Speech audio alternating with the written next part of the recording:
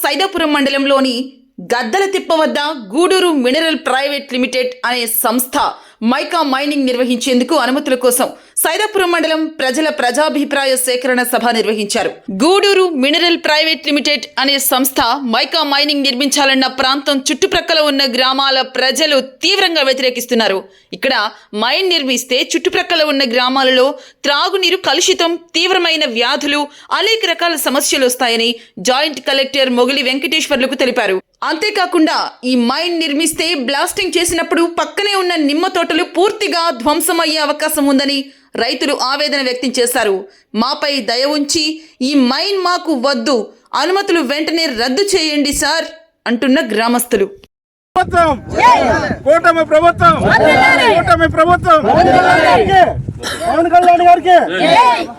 నా పేరు అంజమ్మ, నెల్లూరు జిల్లా సైదాపురం మండలము. మైనింగ్ పెట్టమన్నారు కదండి, 10 మంది కోసం వేల మందిని కానీ చంపేస్తారా ఏంది?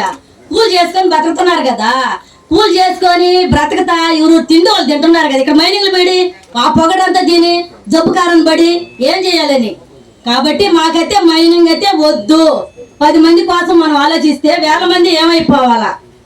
వేల మంది కావాలంటే 10 మంది కోసమే పూజ చేసుకొని బతుకుతాం సార్. మైనింగ్లు అయితే మాకు వద్దు.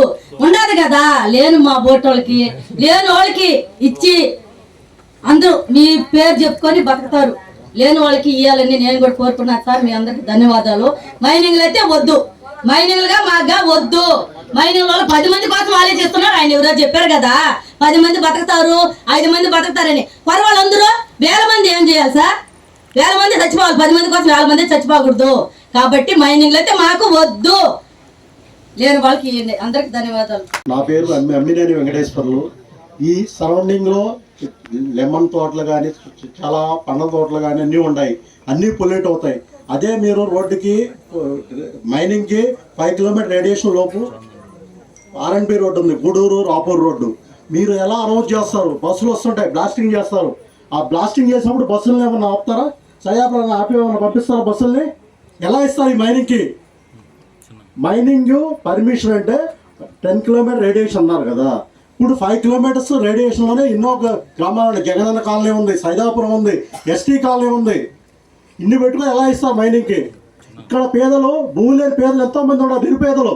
వాళ్ళందరికీ పోయి పొలాలు ఇవ్వండి. ఇది నేను మా నారా లోకేష్ బాబు, చంద్రబాబు నాయుడు గారి దృష్టికి తీసుకెళ్తాను ఈ విషయాన్ని. ఎలా ఇస్తారు మైనింగ్? అక్రమ మైనింగ్కి ఎలా ఇస్తారు? ఈ మైనింగ్ అనేది చాలా క్రూషియల్. చుట్టుపక్కల పొల్యూట్ అయిపోద్ది, పొల్యూషన్ మొత్తం లేనిపోని రోగాలు కూడా వస్తాయి.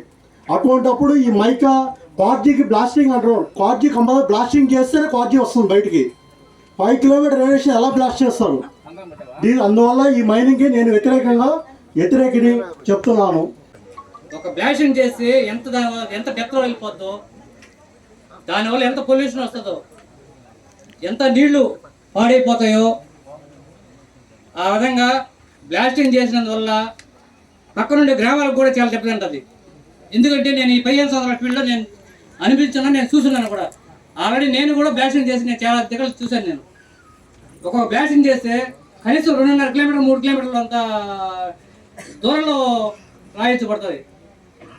రీసెంట్గా ఒక 1 ఇయర్ క్రితం బ్లాస్టింగ్ చేశారు. ఇక్కడ చేస్తే ఆ రోజు మా తోటలోనే నేను, మా పిల్లలు, మా వైపు నలుగురు కలిసి నిమ్మకాయలు కోస్తా ఉన్నాం.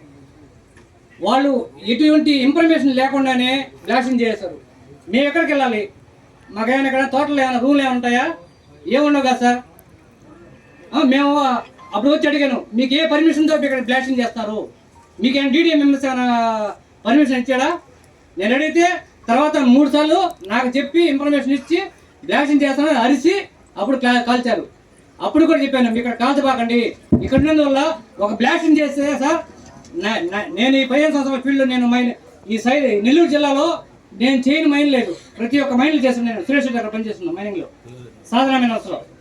ఈ బ్లాస్టింగ్ చేసినందువల్ల ఒక్కొక్క బోర్లో వాటర్తో కూడా బ్లాస్ట్ అయిపోతుంది. ఈ యొక్క ప్రాజెక్ట్ గురించి మీకు అభిప్రాయం తెలియజేయవలసిందిగా కోరడం జరుగుతుంది. దీనికి సంబంధించి పూర్తి వివరాలు కూడా మీకు ఇప్పుడు మన ఈగా చూడడం జరిగింది.